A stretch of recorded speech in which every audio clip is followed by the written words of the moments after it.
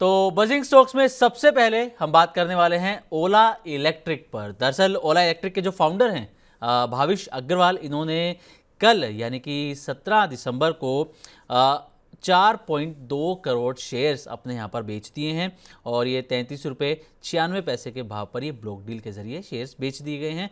और इससे पहले 16 दिसंबर को भी शेयर्स बेचे गए थे भाविश अग्रवाल की तरफ से। तो रचित सर, ओला इलेक्ट्रिक पर आपसे जानना चाहेंगे। हालांकि हमने अभी बीच में ओला इलेक्ट्रिक का जिक्र भी किया था, लेकिन अब थोड़ा सा डिटेल में इसके बारे में बातचीत कर लेते हैं कि ऑल टाइम हाई से भी 80% तक गिर चुका है। तो जो इन्वेस्टर्स इसमें फंसे हुए हैं उनको अब क्या करना चाहिए सर, वो कैसे बाहर निकलें इससे? देखिए, इतनी बार आपके चैनल के माध्यम से और कितनी बार ना डिबेट भी हो जी। गए।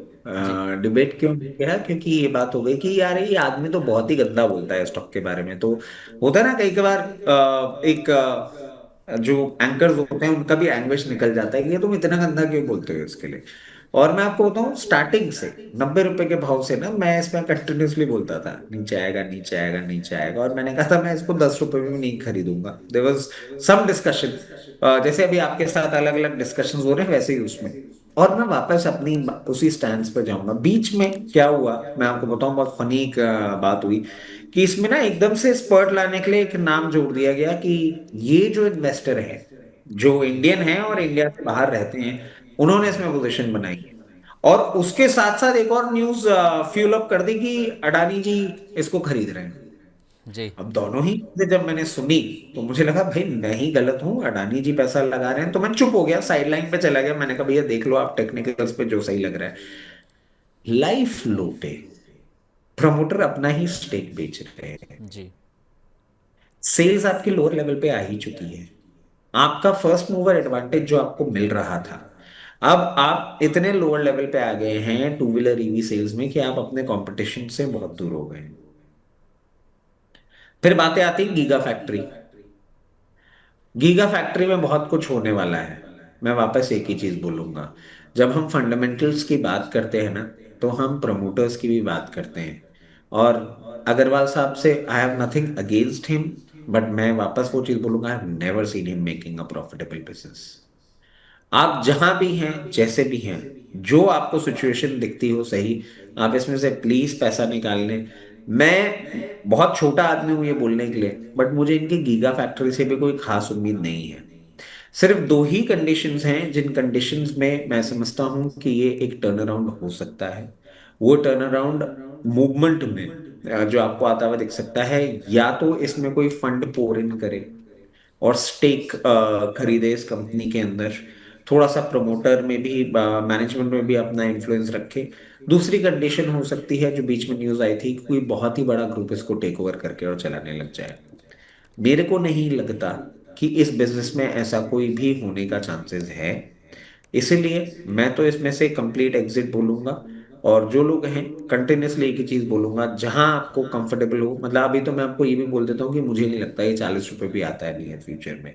आगे कोई न्यूज आ गई, कोई एक स्पर्ट आ गया, नोबडी नोज। मैं आज बोल के चला गया, 3 दिन बाद कुछ आ गया, उस पर तो अपना कंट्रोल है नहीं। बट हाँ, आपको जहां भी अपना लॉस करने का मौका मिले इसमें से निकल जाइए। I don't see any upside. Okay, ठीक है सर। तो अगला बजिंग स्टॉक लेते हैं जियो फाइनेंशियल का। सर, जियो फाइनेंशियल के चार्ट्स आपको कैसे लग रहे हैं? दरअसल खबर ये है कि वेंकटा पेरी को ग्रुप का COO यहाँ पर अपॉइंट किया गया है और 22 दिसंबर से इनकी जो नियुक्ति है वो लागू हो जाएगी। हालांकि इस खबर के बाद शुरुआती कारोबार में थोड़ी सी तेज़ी देखने को मिली, लेकिन इस वक्त शेयर ½ % गिरकर कारोबार कर रहा है। तो इसके चार्ट्स कैसे लग रहे हैं सर? और पिछले 6 महीने 1 साल में परफॉर्मेंस आप इसकी ट्रैक कर ही रहे हैं, कैसी नज़र आ रही परफॉर्मेंस? हालांकि नाम जो है वो बड़ा है, बड़ी कंपनी से जुड़ा हुआ है। नहीं नहीं, नाम भी बड़ा है, काम भी बड़ा है। मतलब आप देखिए, काम अच्छा कर रहे हैं लोग और धीरे धीरे करके एक पूरी स्टोरी बन रही है। लोअर लेवल से हमने हमेशा इसमें आपको एक इन्वेस्टमेंट का हमेशा सुझाया ही है। और मेरे को चार्ट्स में कोई प्रॉब्लम नहीं दिख रही है। जस्ट दैट वही वाली बात है कि आपका पेशेंस अगर जवाब दे रहा हो, तो आपको इसमें एक डिस्कम्फर्ट दिखेगा। मेरे को ये एक multibagger story in making दिखती है, जिस तरीके से पूरी सिचुएशन है। जिनके पास पोजीशन है बने रहें, मुझे कोई भी प्रॉब्लम नहीं लगती है इसमें। अब क्वार्टरली नंबर्स आए या कोई और न्यूज आए, एक मूवमेंट आए, उसके बाद ये जैसे ही 318 के ऊपर मूवमेंट करना चालू करेगा, आपको 350 तक के भी मूवमेंट करता हुआ दिखा सकता है। बहुत नियर टर्म में कोई मैजिक नहीं होगा, बट लॉन्ग टर्म की अच्छी ग्रोथ स्टोरी का स्टॉक है। ओके, तो लॉन्ग टर्म में अच्छी ग्रोथ स्टोरी जियो फाइनेंशियल के अंदर यहाँ पर रचित सर को नजर आ रही है। अगला बजिंग स्टॉक रहने वाला है वेदांता का। दरअसल इसके जो चेयरमैन हैं अनिल अग्रवाल, इन्होंने एक बयान दिया है कि इन्होंने बताया कि जो डीमर्जर का प्रोसेस है, उसकी जो सभी शेयरों की लिस्टिंग अप्रैल 2026 तक इन्होंने कहा है कि वो हो सकती है, और कॉरपोरेट गारंटी देने की ज़रूरत को लेकर भी पूरी तरीके से ये कंफर्टेबल नज़र आ रहे हैं। तो सर वेदांता, क्या आपको लगता है कि करंट प्राइस पर ये खरीदने लायक है वेदांता, या फिर इंतज़ार करना चाहिए अभी? नहीं, देखिए, कंटिन्यूसली इसमें भी लोअर लेवल्स में हम वैल्यू लॉकिंग की बात कर रहे थे इस डीमर्जर से, और अब वो फाइनली होता हुआ दिखेगा। इसके लिए मैं एक ही चीज बोलूंगा, don't jump the gun. In levels पे नहीं लेना है। अगर आपने इतनी बार कमेंट्री के बाद भी, और मैं नहीं सर, बहुत सारे मार्केट एक्सपर्ट्स ने इसको जी। लेके कमेंट्री करी, अगर आपने नहीं खरीदा है तो अब आप थोड़ा सा वेट कर लीजिए। इसने एक अच्छा मूवमेंट आपको दिखाया है, कहीं भी 532 से 38 के लेवल्स पे आएगा ना, तो पोजीशन वापस बनाइएगा। अभी पोजीशन बनाने के लिए नहीं है, जिन्होंने बना रखी है वो जरूर इस रैली को कंटिन्यू करें। मुझे कोई प्रॉब्लम नहीं लगती है। आने वाले कुछ टाइम में आपको ये और अपमूव करता हुआ दिखा सकता है।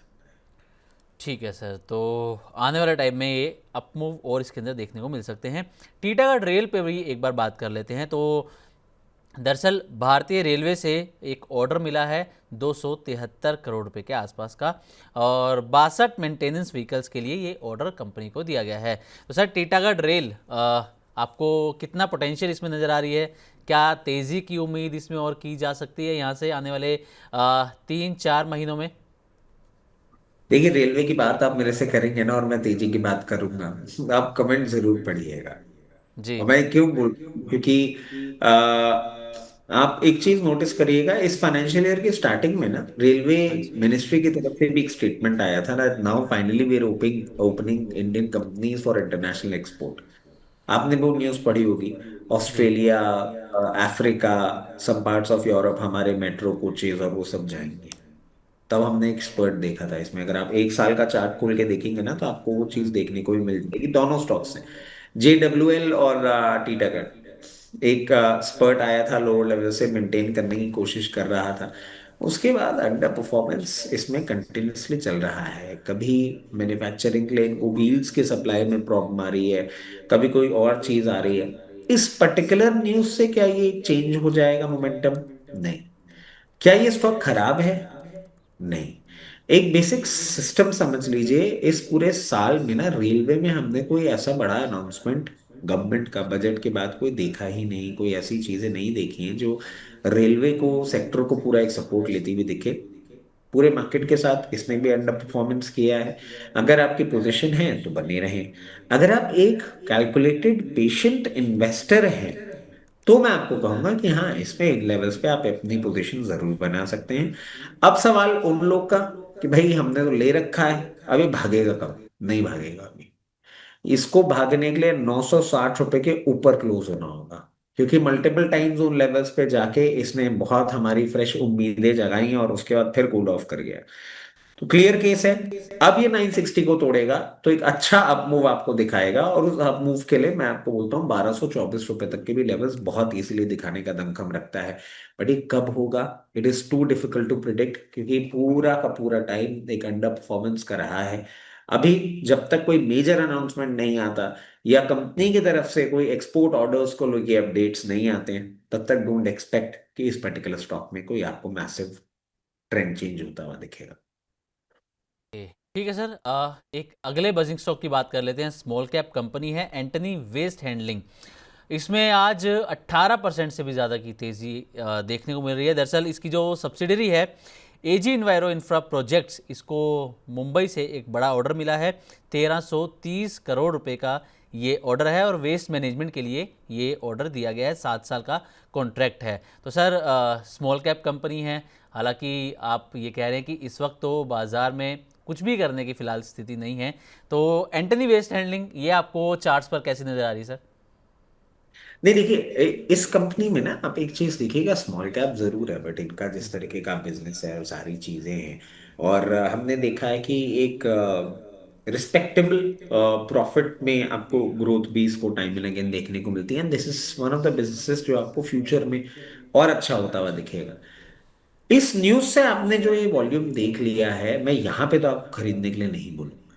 मैं आपको खरीदने के लिए बोलूंगा जब भी कभी ये करेक्ट करे और वापस 440 लेवल्स के आसपास आए तब, या फिर आपको, क्योंकि होता क्या है इन इन पर्टिकुलर स्टॉक्स में ना, आप ऐसा भी देखिएगा कि भी कभी एक गवर्नमेंट से मिला, फिर दूसरे से मिला, फिर तीसरे से मिला, एंड कीप्स ऑन, बिकॉज ये टाइम ऑफ ईयर वो भी ऐसा है कि ऐसे आपको यूजुअली देखने को मिलते रहते हैं।